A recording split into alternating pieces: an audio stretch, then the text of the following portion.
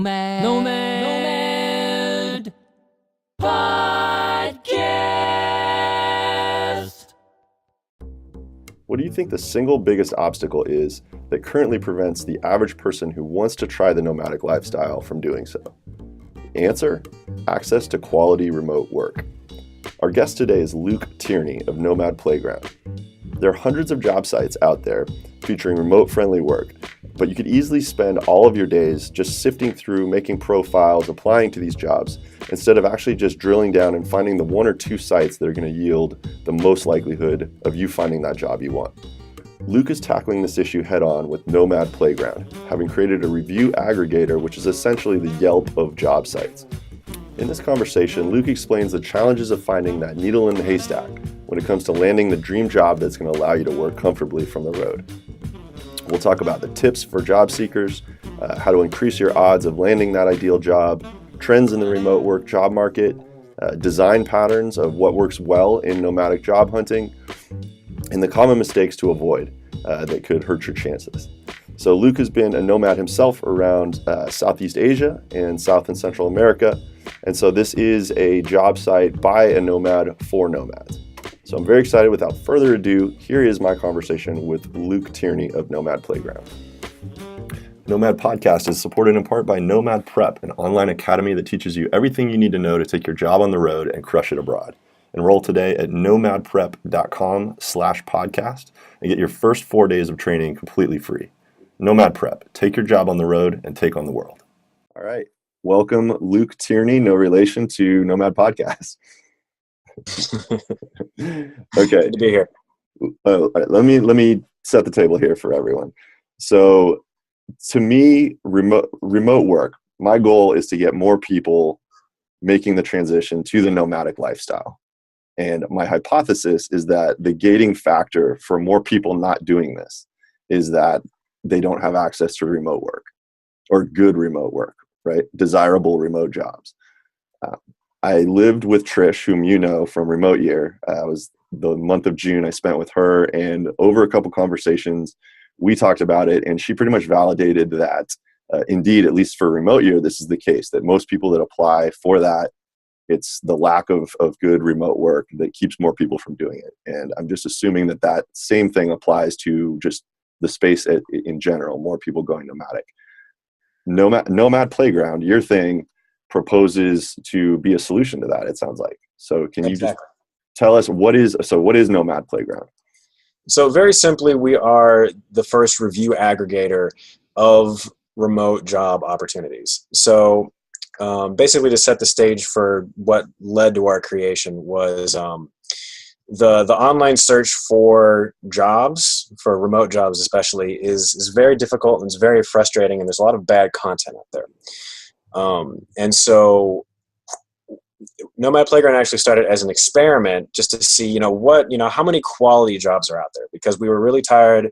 We were already nomadic ourselves and earning online, but it was because we had gotten suggestions from people who are already, working online, who already had work they could do nomadically, about like the right places to go. So without the suggestions, we wouldn't have been able to do it. And so we were asking the question, so what quality options are out there? Because if you just Google, it's a mess, and you get a lot of like really low quality solutions. It's really hard to navigate. And it turned out that there's way more than we ever would have thought. We started collecting reviews of different job marketplaces, of freelancer marketplaces, of job boards, of online companies, of all different kinds of sites. And so that led to us creating Nomad Playground in its current state today, which is basically a review aggregator for any way you can make money online or any way you can find an online job. So we collect reviews of things like Upwork. We collect reviews of things like AngelList. We collect reviews of companies that are hiring translators, teachers, programmers, designers, you name it. So you're not aggregating the listings themselves of the jobs, right? You are aggregating reviews on these services. So you're almost like a layer above, like a Yelp review site of job sites. Exactly. We're TripAdvisor for finding online jobs. So we aren't Upwork. We're the site that freelancers review Upwork on. And so the whole idea is that job seekers can see what all of their options are at a glance, and they can see how good or bad those jobs are.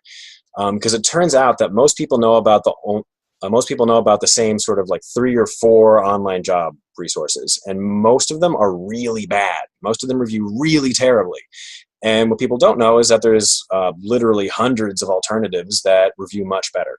So our promise is, if you have a internet connection, you can find a quality remote job, and you don't have to mess around with any of this low paying or bottom of the barrel freelancer nonsense. Right. And so it sounds like not just finding more quality work, but saving you just the brain damage in that search. Because same thing, I have a link and I'll put it in the show notes, and it's this exhaustive list of all the sites, like 200 sites that have remote jobs.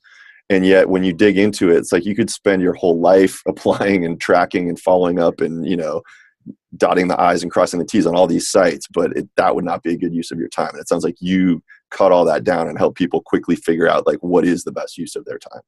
Exactly. Like, I've been traveling the world giving presentations on, okay, so if you're applying for remote work, these are your options, and here's what you can expect to find. Here's like the worst of it, here's the best of it, here's the in-between. And it's really just about managing expectations and sort of just letting people know what the options are, because nobody's really tried to map this sphere out before. It's so new and it's expanding so fast, and it's breaking down categories and barriers.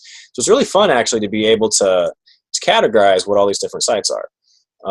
So some of the options that I'll often go over with people are, let's say whether you're an English teacher or programmer or, like a graphic designer, what have you, SEO specialist, you're typically going to see like the same categories of options when you're looking for jobs online. There's going to be job boards, which will have longer term positions.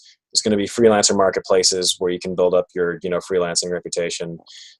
There's going to be companies that hire massive distributed teams online that you can apply to directly. And there's a wide variety in all of these categories of what sites are high quality and what sites are low quality. A lot of the famous sites are really only famous because they have great marketing teams and they have brand recognition.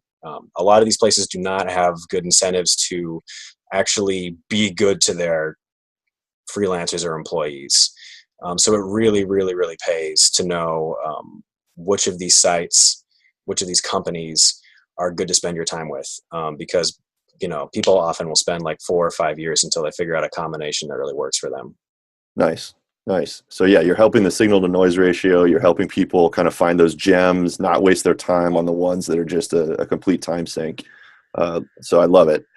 Can you talk about, because you referenced something that kind of is one of the questions I wanted to ask you. What are the dimensions on which you categorize these things? So the different types of job boards that you just listed, are there any other ways that you categorize jobs, or how is it structured, I guess, in your... So we'll structure things on the kind of site that it is, whether if it's a company that's hiring people for a salaried position, that's one category. If it's a job board strictly for writers, that has a couple of different categories. We'll put as many tags on it as we can. There are sites that are very specific to certain countries. It's remote work, but they're only hiring people that are from the US. Or it's a site that's only in French, or they specifically, cater to people who are from the United Kingdom and Germany. You do have those splits. Most often, though, most of the resources that we're getting reviews of are resources that are open to anybody internationally, as long as they speak the language that site is in. Usually it's English. We are getting reviews of alternative options in different languages, but the sphere is largely expanding in English right now, and part of that is just because it's very new. I expect to see way more resources in other languages soon. So we'll break it down on the kind of company it is. We'll break it down on region. We'll break it down. This is a little trickier, but we'll often break it down on how easy or difficult it is to get into, because there really are tons of options. On one end, you might, you have sites that pay abysmally, but will take just about anybody. And then on the other end, you have things like, TopTal or FreeUp, or there's a couple of other options now that will only take the top 1 to 3% of their applicants. And we collect reviews of those sites as well. So there really are options ranging from the very beginner all the way up to people who have 6, 8, 10 plus years of experience. Got it. Yeah, I know. I mean, this is kind of a tangent, but back in the day, my friend Andrew, whom I actually interviewed on episode 4 here, had a big crusade against spec work, and it's this notion of like, Yeah, that's a whole category as well. I don't yeah, mention it very often because it's controversial, but it is a category in and of itself. and Yeah, but it's terrible to like expect that people are going to just like work for free essentially to win the right to then later work for you. You should always pay for work. And so he had a big crusade against that, but it sounds like that is a tag or a way that you have of filtering out that type of nonsense so people can yeah. weed through that, which is awesome. Absolutely. So we do collect reviews on that as well, and whether like how good or bad those ratings are really depends on the freelancers and the individuals that have worked with those sites. I have heard many a rant against spec work. It's not the first option I recommend. Interestingly, I have not heard, and this will change with time one way or another, I'm sure. One spec site that has not gotten terrible reviews so far is Top Coder, and I think it's because a lot of people. So for people who aren't entirely familiar with what spec work is, basically, if I'm a client going on to a spec work site, I go on and I post my project, and then as freelancers basically do the work without getting paid at all, and then I just choose among like who I thought the best ones are, and the top maybe like 3 might actually get paid, and everybody else is just shit out of luck. Top Coder is a site that follows this model, but it's gotten some pretty good reviews because coders look at it as a fun way to practice and have like brain teasers. At least those are the positive reviews that I've heard of it so far. So it doesn't look like it doesn't have its place depending on the site. But overall, freelancers really, really don't like this kind of work. Yeah. Yeah, and I guess I should clarify my stance because I use Upwork quite a bit, and I do have a method whereby I'll post a project, I'll award it to a handful of people, and then actually pay them and let them run with it for an hour or two. I think this is actually a really good way to, as the employer, to figure out who's good and not waste your time with a contractor who's not. So you almost think of it like a horse race where you let 5 of them run against each other, and then the one who does the best, then you double down and you award the full project to that person. Well, that's actually a very interesting strategy to use on a general marketplace like Upwork or People Per Hour or other sites of that nature, because that's not spec work. People they're getting paid for their work. Exactly. You're simply letting them get to a certain point and then seeing who's clearly head and shoulders above the rest, and then going with that freelancer to save yourself time in the long run. Right. Which, given the quality of people that can come through Upwork, that's not a bad strategy at all. Let me clarify, there are excellent people on Upwork. There's also really abysmal people on Upwork. It really depends. It really depends on who you hire.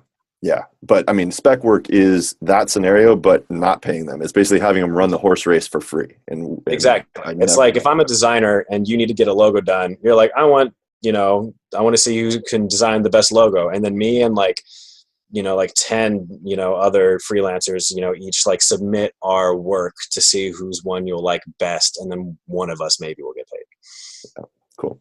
All right, so back to the subject of the companies that you've seen. Is there any patterns that you've noticed? I'm sure you don't want to play favorites or necessarily talk good or bad about any of the people, but are there any more generic patterns you're able to talk about that you've seen in terms of which sites are good, who does well? Anything like that you can comment on, or do you want to remain kind of agnostic of that? I could definitely see why you might not want to say good or bad things about. So all the information that's about to come out of my mouth is from interviewing hundreds of freelancers, job seekers, and clients that have left reviews on our site so far. So everything is constantly getting updated, but I have no problem, talking about what's been trending as really positively thus far and what has not. Partially because I like a lot of us, I also have a bit of a grudge against some of the sites that really treat their freelancers terribly. So I can talk about it in ways that are not necessarily calling people out, but maybe just some of the better options. So what we've noticed is a lot of, it does depend, but generally The sites and companies that are reviewing better are the ones that curate really heavily on both the freelancer and the client side. And so there are exceptions to this, but basically what this means simply is that the more niche the platform and the more carefully they control the amount of people in on either side of their marketplace, the higher reviewed it tends to be. So for instance, Indeed might end up getting a whole lot of really positive reviews as we get more information. So far, it hasn't. And they are very general, like anybody can post up. If you're a client, you might get like hundreds of unqualified applicants. We've heard many stories of this. And but if you're on a more curated marketplace, they are by definition harder to get into. If you're a freelancer, you often have to apply, or if it's just a company with a distributed team, there's going to be a longer process to get in. But those are the kinds of companies that we tend to hear much more positive reviews from on average. Like there really are companies that people just love to work for and travel, while they're working for them. There are also, one example that I like to use is, so freelancer.com is sort of a good juxtaposition that I like to use against the niche sites when I'm giving examples of this, because freelancer.com has gathered abysmal reviews on our site thus far. Like we've heard a lot of stories of freelancers who started with them and they just like ran away and refused to ever use online marketplaces again. And they are also like a giant, like general site. They will like advertising will often be like, get a website made for like the cheapest amount possible. And so it tends to attract clients that are like demanding that, and you can end up owing the platform and money in different ways. And it's just, they don't treat their freelancers well, at least not according to any of the feedback that we've gotten thus far. But if you're working for a site that's more niche, a site that's more curated, a site that you probably had to take longer to apply to get into, that will generally gather much more positive reviews. FreeUp has been gathering positive reviews with us so far. They only accept the top 1% of the people that apply to their platform. TopTal has gotten mixed reviews thus far, but it's been generally positive, and we'll see how that pans out as more information comes in. People have said really positive things about companies like VipKid, for instance, which is an English teaching platform. It's an English teaching company out of China. And it really depends. It depends on the individual. Like you will get good and bad reviews of these resources, but there's very, very strong trends of what sites and companies people are running away from and what sites and companies people are saying really positive things about, especially from professionals within the industry. Cool. But anyone can go to this site and see what you're talking about. They can kind of peruse the reviews, see the trends, the shifting, TopTal is trending and this one's not. Like they can get a feel for who's improving, who's on the downhill slide, and see all this stuff. And it sounds like you have a tagging classification system, so they can kind of use that structure to eliminate or, focus on certain things. Is accurate? Right. So we need to add like a trending, sort of functionality to the site. But you can easily go in and see categorized, based on industry and based on what's available in what region, and you can see what kind of reviews people are leaving of these companies. What we've learned, one of the biggest lessons that we learned early on is that you can't necessarily trust Google when it comes to researching these things. You need to be getting opinions from other professionals, whether it's through us or whether it's through somewhere else, because there's a lot of content out there on blogs, for instance, that's very contradictory or it's not very in depth. They might, it might be from somebody who's not in the same position as you. And there's a lot of affiliate, there's a lot of blogs out there who are basically have affiliate links to a lot of these sites. And so their content will be skewed. And full disclosure, like we have affiliate links on Nomad Playground too, but we're not writing the content. Our reviewers are writing the content. Yeah, we see this with the company that I work for, Pagely. It's just this absolute affiliate, I don't know what you want to call it, astroturfing, but you go out there and it's like all the top links in Google are these paid for sites that are just churning and burning to get the SEO to then bury these other people. And yeah, I hear what you're saying. You can't trust the Google reviews purely because of those monetary incentives of the affiliate programs that will skew things. Exactly. Like, like when it comes to blogs, like blogs are great. If you can find a really, a really reputable, like high quality one, and they have really in-depth information, that's wonderful. But it's really hard to separate the signal from the noise. And there's just a lot of bad content out there. Like, it's a very new sphere. And so the incentive is on people to really pump out clickbaity content that has, 100, anybody can create a list of like 100 sites you can find remote jobs with. But the problem is, if you actually go like hunting through those links, like there won't be much qualifying information on them. There won't be reviews of them. Some of those companies will be dead. Some links will be broken. A lot of them won't apply to you at all. And it's kind of it can very easily turn into this never ending like rabbit hole until you're talking with somebody who has actually worked with these sites and can give you the insider perspective on what it is. So that's what we're trying to provide to everybody right off the bat. Just all their options all at once. Yeah. Cool.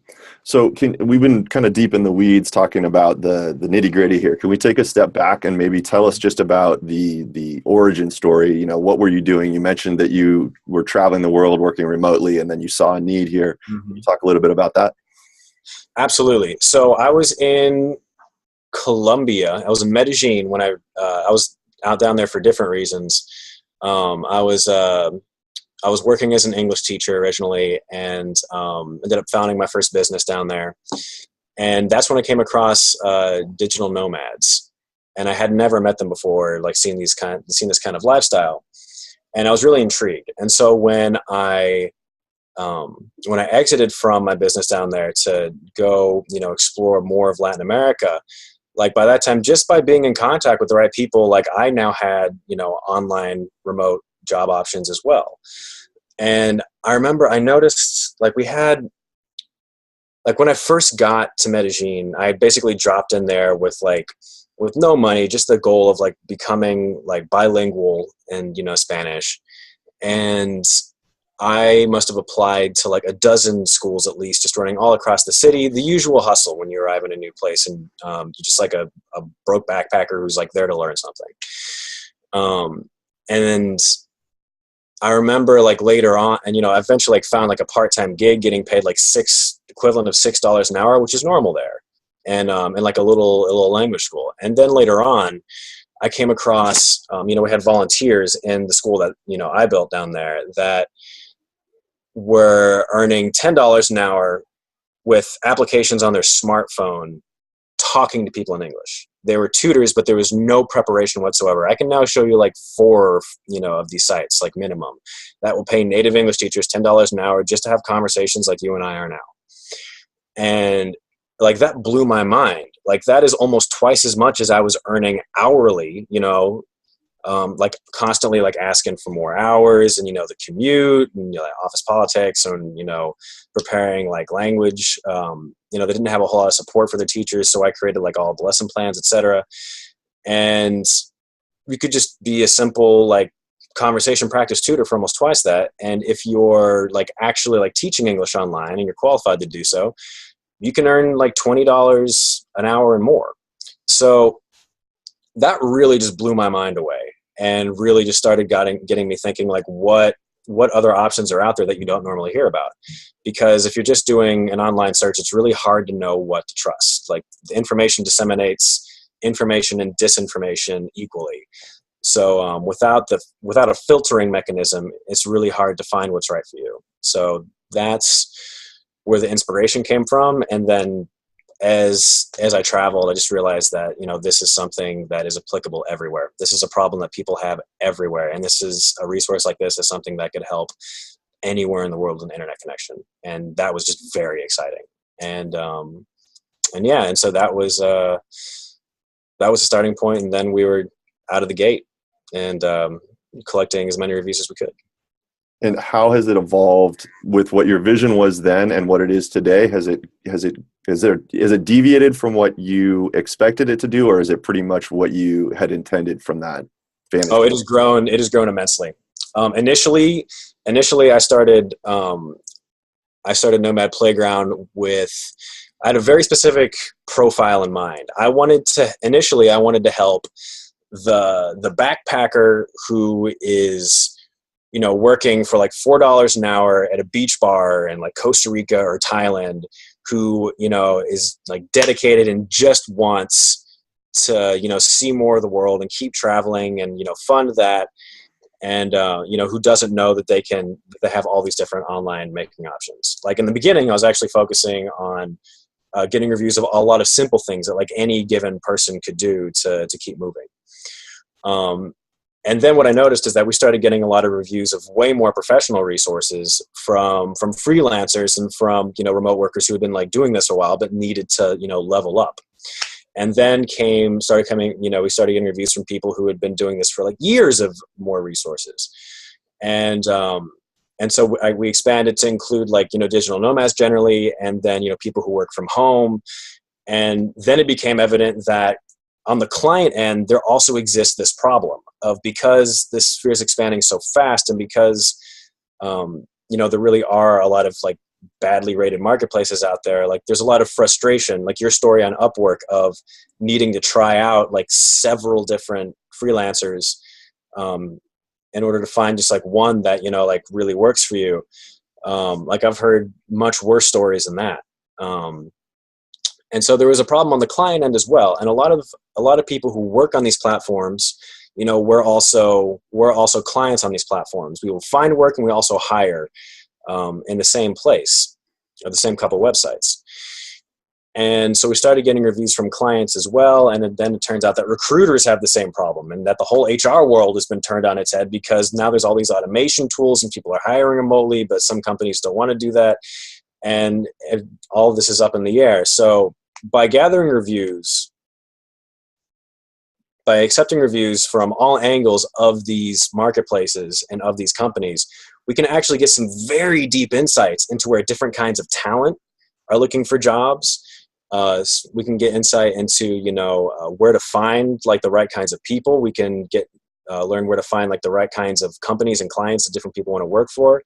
And as this whole sphere grows, it becomes more niched out. There's certain places you go to find certain kinds of jobs or certain kinds of hires. And so it's really, really fun actually to be able to map out where all of these different niches are and what's the best place to go for which option. And there's a lot of different sectors that we can help with that information. Got it. And so, yeah, so this is actually another question I had, is like, you serve both the job seekers as well as the employers. And I think I understand now what you provide to job seekers. Can you talk a little bit about, what's the value prop here to an employer? Right. So to employers, we've actually started doing, we started doing this by request. This is not something that was initially baked into Nomad Playground. It's something that we started doing because people were asking us to do it. We started doing remote recruiting and headhunting. So essentially, like there's, distributed companies that, their entire teams are remote, face unique issues. And especially if you have a startup, like you need to find the right person. Some jobs you can just easily outsource to, some of the online marketplaces and have it done super quick. But when you need to find someone quality, how exactly do you go about doing that? There's lots of different strategies. There's different places to look. And, some platforms are great for finding one kind of talent, and some platforms are great for finding a different kind of talent. And so we have a finger on the pulse of all that. And so if you're looking for a specific kind of programmer or videographer or a voiceover artist or what have you, depending at what skill level you're looking for these people, are you looking for something really cheap and doesn't necessarily need to be the best quality? What's a good spot for that? Or do you need like consistent top talent? Are you looking for a team member, someone to stick around with you for a while? Where's the best place to find, these profiles? And so that's the service that we'll provide to employers and clients, is we will work with them on finding the right person. And if what they're looking for is basically they just need to know the right place to outsource simple, quick things, then we'll just pass them off to the right marketplace. If they're looking for a more long-term permanent employee, we'll help them with the right kinds of job boards to post on. And we can also often, we have a pretty substantial network now. We can often just tap our people and find the right person ourselves. Nice. For them. Yeah, I love it. You're basically the router, or I don't know, almost like a matchmaker of, hey, companies, you belong using these two services. Hey, job seekers, you should probably try these things. So you're like this middle router that's kind of helping people like make it efficient from both sides of the equation, not just the job seeker side. Exactly, because one facilitates the other. You know, if I'm helping job seekers find the right companies, then can also like do the reverse and help companies find the right, the right employees. Cool. It's all about just fitting the puzzle pieces together in the right way. Love it. I mean, anytime someone has asked me the question, how do I find a remote job? I always send them to Angel List. That's a good one. It has a remote filter, and I've found Angel List to be kind of like the de facto tool that startups use for talent recruitment. So I send them there, and then I think We Work Remotely is one that's just, it's not as structured, but it's like a Craigslist, just fire hose of posting after posting. Right. But I mean, it sounds like if you don't want to weed through a bajillion posts on We Work Remotely, it sounds like just this solution is you go there first, and then you figure out, oh, okay, I should spend my time on these 3 sites given my scenario. Right. So based on what we've heard so far, AngelList, we've heard quite a few positive reviews of so far. And one of the reasons that I like AngelList is that it is niche. It's for startups mostly out of the US. So that, like, by definition is, has a very specific focus. So if that's the kind of client that you want to work for, AngelList is a great place to go. We Work Remotely, I have not, if you have found a job or hired people and We Work Remotely, I definitely want your reviews on Nomad Playground, because we actually need to get some more information on them. And Craigslist, I've heard one positive review of Craigslist, and it surprised me because everybody else did not have positive things to say at all. Yeah. And just to clarify, so I have not used We Work Remotely myself. I just heard that it's like this. I checked it out, and I've heard from others that it's just this fire hose, and indeed it's like hundreds of posts, right? So it reminds me of what Craigslist did for classifieds. They're kind of doing for jobs at that level, but it could be. Yeah, it could be. My insight is limited to the amount of reputable people I've heard feedback from. So if you're listening to this and you have worked with We Work Remotely or AngelList or any others, then please visit Nomad Playground and leave a review. Quick plug. But yeah, no, I totally hear what you're saying. Like, there are the reason that we're like so excited to be building Nomad Playground is because we want to be able to sort exactly. There are people who want the fire hose, and there are people who want something that's more niche. Curated. Yeah. Cool. All right. So you've seen so many, like you get both sides of the equation, and you've seen hundreds of people, from each side. What can someone do to increase their odds of getting remote work? Like, do you guys close the loop and know when people do finally get a job, or do you only ever see them in the early hunting stage and not actually know if they ever do get remote work? Depends how closely we're working with a client. And it depends what kind of reports we're getting back from these different websites. We have closer partnerships with some of these sites where they will send back information on whether or not people are actually getting through their process. And we are working on having those relationships with more of these marketplaces, just so we can track more accurately and help people better.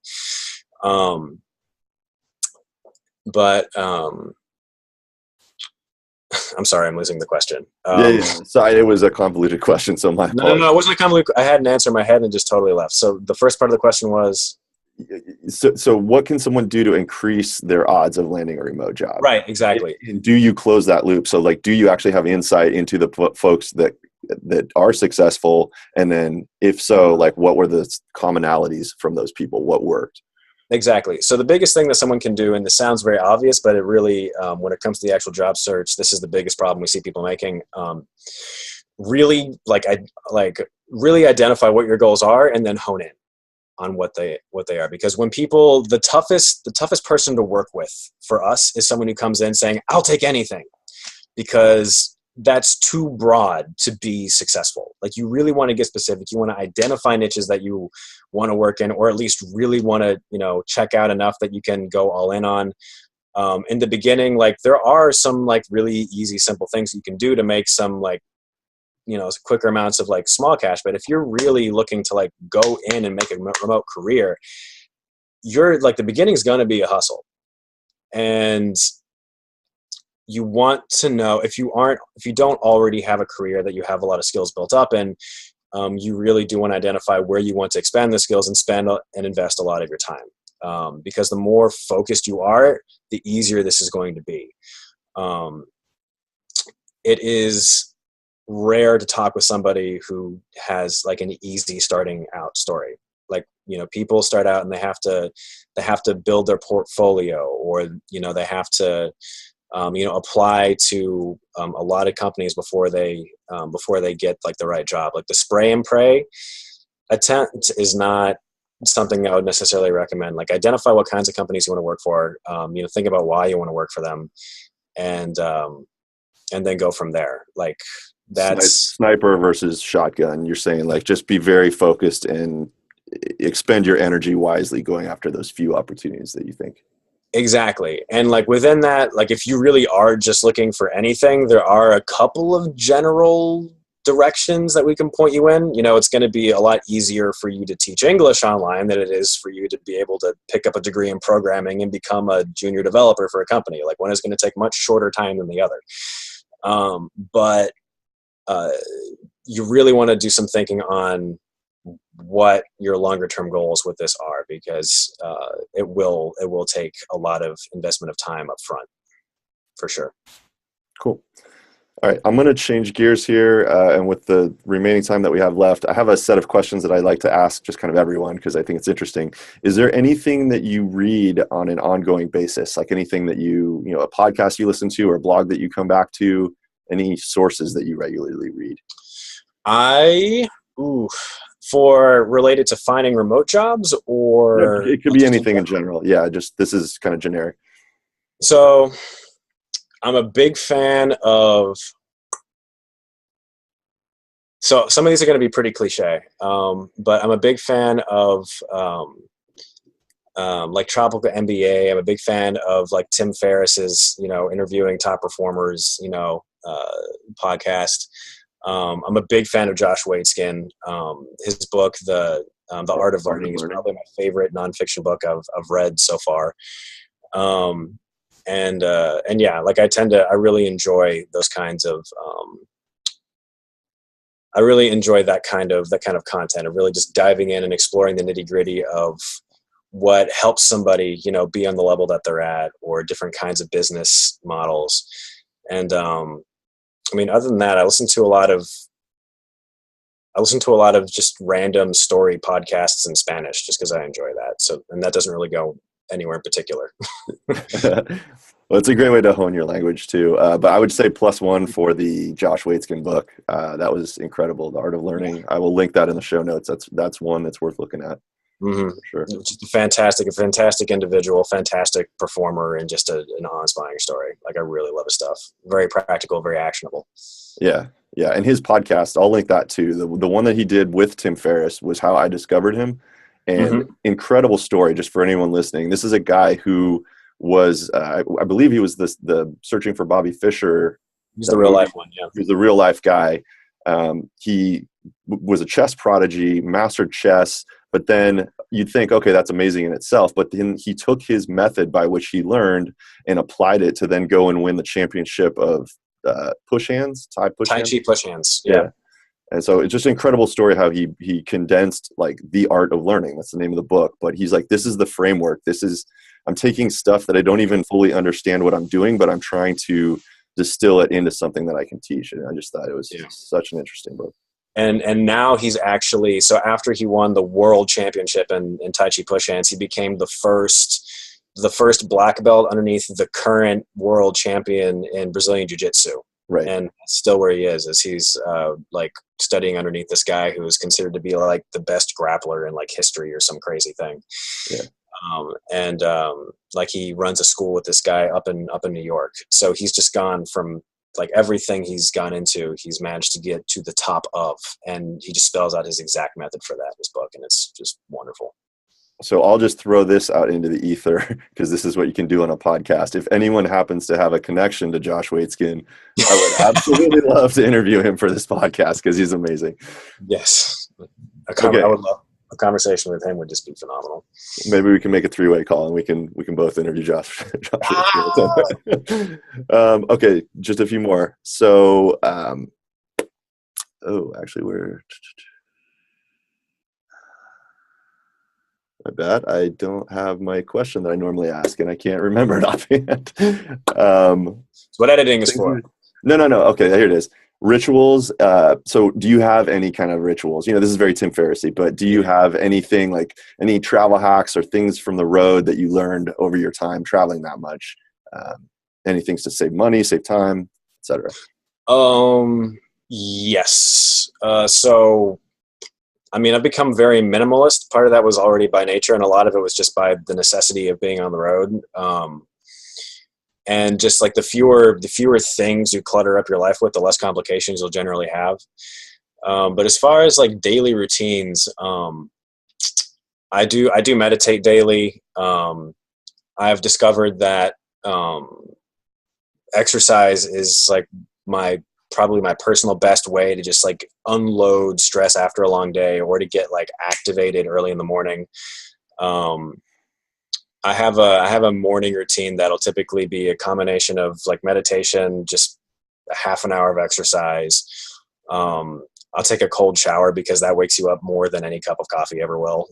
And Agreed on that, by the way. It takes some getting used to, but you do get more used to it. I'm 2 months into cold showers, and I get it. It's absolutely, yep, endorsed. Yeah. And I mean, it's an ongoing, as far as daily habits that I find help me best, it's kind of an ongoing personal discovery. One of the lessons that I had to learn was that, like most of the time, like when I started like learning about this stuff, I sort of took a cookie cutter approach of like, okay, so there's this like one really successful method, surely that will work for me. But often it's more of a, like take what works for you. And it often takes about like 3, 4, 6 tries to find what really clicks for you. I must have tried like half a dozen different ways of working out in the morning, and I hated all of them until I, hit on just like this combination of relatively simple exercises and some physical therapy because I got a screwed up shoulder that I actually enjoy doing in the morning. Because if you try to take something out of somebody else's routine and you do it and you just consistently hate it, then you probably need to tweak it a bit. So what was the tweak, or if you don't mind me asking, what are the exercises that work for you? I'll just do a combination of like upper body, like shoulder stuff, and some core exercises a lot of the time. And I'll vary the exercises that I put in there, and I'll do different days. And I also just keep it dead simple. Like in the past, what I used to do that was very unsuccessful, and I think this is a mistake a lot of people make, is I would be like, okay, so like now, like, starting like this month, I'm going to be working out, like an hour a day or an hour, like once every like 2 days, and like really like get it in. And I just lowered the hell out of my expectations because like that's very unsustainable. Like we're not always going to have an hour in the morning to do things. Like we're busy people. Right. And I would also like, take exercises that really left my body not feeling good. I would feel tense afterwards. I'd be like irritable. And I was doing exercises that might not have been the best for me given what my, posture and sort of daily habits are. And so I started doing exercises that more just, I left, after working out, I would feel good about it, or at least like neutral and not, like hurting. So optimize. It sounds like you're optimizing for what's going to keep me doing this for the longest, not like what's going to have the most immediate effect, because if the exercise dies out after 2 weeks, then it doesn't really help you. But if you end up making it an ongoing habit, then that's where you actually get the results. Exactly. And this is very Tim Ferriss-y as well, but it works. It's like, look at the habit, look at the system, like set up a system that works for you and that you can do long-term instead of just going for like one, like all out, thing that is ultimately unsustainable. Make it easy. And if you incentivize yourself in the right way, then you can really keep doing it for a long time. But if it's gotten to the point that when I don't do those things in the morning, I notice the difference. Yeah. And it really, it's a lot of motivation to get back on track, because it feels good to take care of all these things in the morning.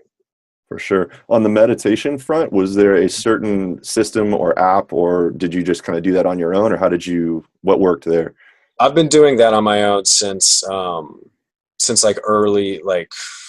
college, late high school. I honestly don't remember when I first started experimenting with meditation. And I did it off and on for many years. And then when I started my first business is really when I started doing it daily, just to help, cope with the, daily craziness of that time period. And it got me through. I don't have a particular app or method to recommend, unfortunately. I just kind of have a space. After doing it enough, there's just kind of a space that I go to, and I just hang out there and observe. Yeah. I don't really know how to describe it. There's probably some, more spelled out methods that would get better results than what I'm doing, but what I'm doing works for me, so I stick with it. Yeah, I had tried transcendental meditation many years ago and didn't stick with it. I just couldn't, to your point, it's not something that just resonated, and it just wasn't my instrument or whatever, if you want to think of it that way. And then the Headspace thing was that app, for whatever reason, hearing Andy in the headphones, it's this British guy who speaks very just soothing voice. Something about Headspace worked, and I've been doing it for 2.5 years. So. Nice. Yeah, I think that's I guess if that's probably the biggest thing that I can advise when it comes to what's worked for me is, those of us who are fans of this kind of content of, what makes top performers and all these things. What's easy to lose is, our own process of discovery, because we see something that's working for somebody else and we're that must be it. And then we'll kind of try to force ourselves into it. When really it should, everything that's worked for me has become much more of a mix and match. And it's this ongoing thing. I haven't perfected it yet, but I've gotten a lot of results just from playing with it and finding what really does, and finding, what instrument, so to speak, is the one that's right for me. Cool. All right. So I just have one last question. What would Scott Stapp do?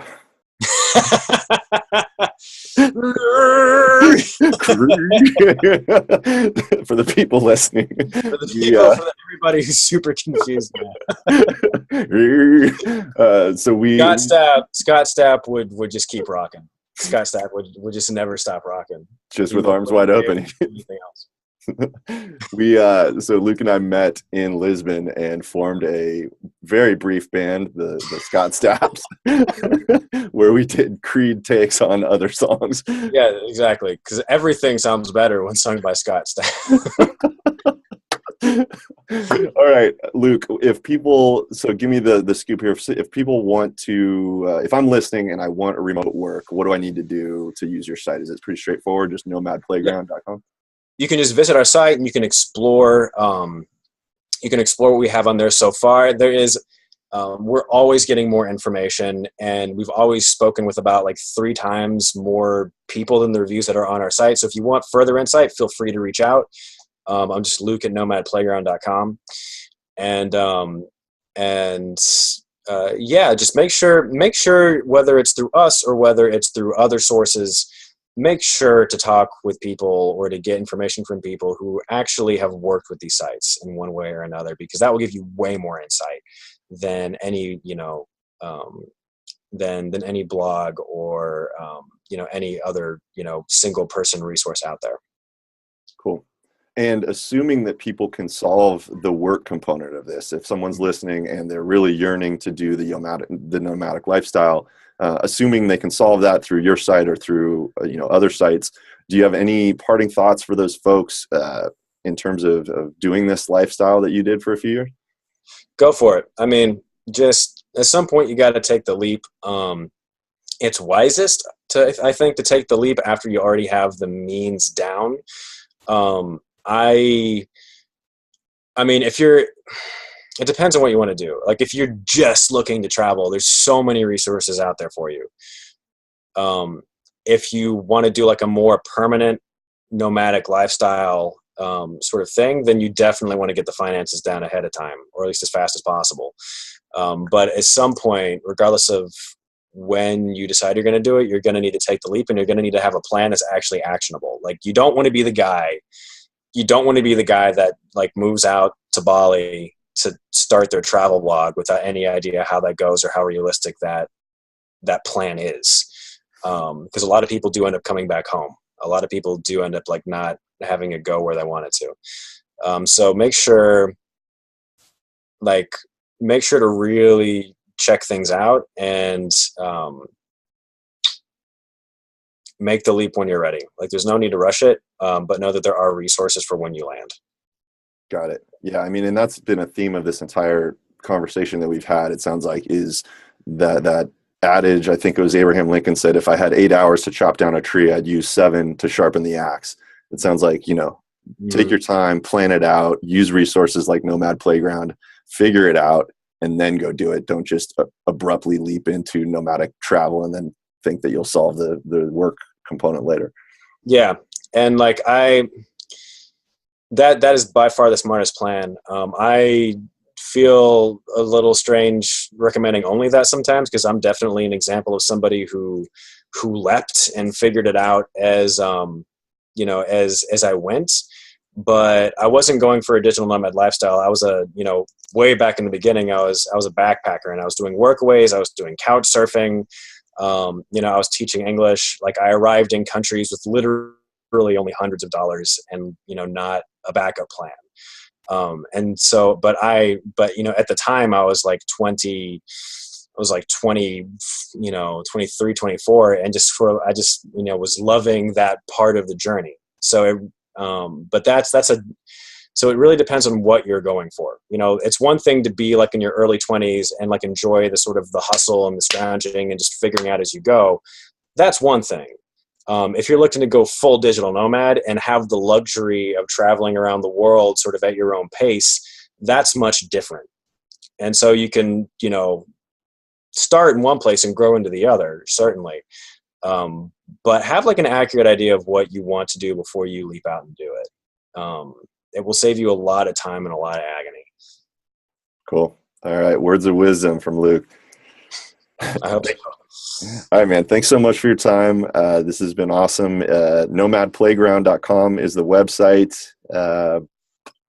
We'll be in touch. All right. Thanks so much, man. Okay. Take care. You too. Okay, that was my conversation with Luke Tierney of Nomad Playground. If you have a question for Luke, you can leave him a written comment under his episode. You can also record a video comment using your webcam.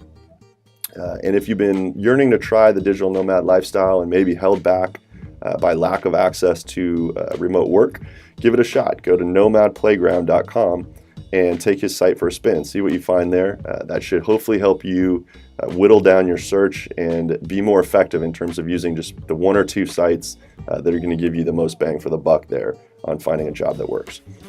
Additionally, if you have successfully used one of those sites to land a remote job, consider contributing a review via Luke's site. And again, that's nomadplayground.com. So if you're considering doing a nomadic travel program, you can save up to $300 off select programs simply by applying via our discounts page. You'll find that link in the footer of our site under program discounts, or simply go to nomadpodcast.com/discounts to apply for any of the available programs. Note that if you do apply directly to a program, it does invalidate your opportunity for the discount, so make sure that you apply via the form on our website. Nomad Podcast is supported in part by Nomad Prep, an online academy for aspiring digital nomads taught by yours truly that teaches you everything you need to know to successfully make the transition to the lifestyle of a digital nomad. Get the first 4 days of this 2-week program completely free by going to nomadprep.com/podcast. Nomad Prep, take your job on the road and take on the world. So if you've enjoyed the content thus far on this podcast, the biggest compliment you can give is to refer it to a friend. So consider sharing it on your social media, whether that's a tweet, maybe a Facebook share or an Instagram story, whatever works for you. Anything you can do to help spread the word helps a ton. Also, what helps a ton is going to the podcast platform of your choice and leaving a review or giving us a rating there. All of that helps spread the word, so anything you can do there is much appreciated. So our next guest will be Kara Mosesso. She's a nurse practitioner and a nomad who traveled with Remote Year. The theme of that episode is going to be health and wellness. So Kara will be talking to us, giving us some insight about what it takes to stay healthy on the road, all that goes into that, diet and everything else. Although this next episode is going to be specifically focused on nutrition and diet. Kara will be giving us her diet tips and the nutrition framework that she uses and how to eat healthy when you're not always surrounded by the luxuries, of being in your own kitchen at home. Lastly, if you're a blogger, we have a platform that you can apply to and get your content syndicated to reach a wider audience. Simply go to nomadbloggers.com and click the blue submit link in the header to add your blog. So thanks for listening. Thank you for supporting this effort. As always, until next time, it's a big world out there. Get out there and explore it, and I will see you on the road. Nomad.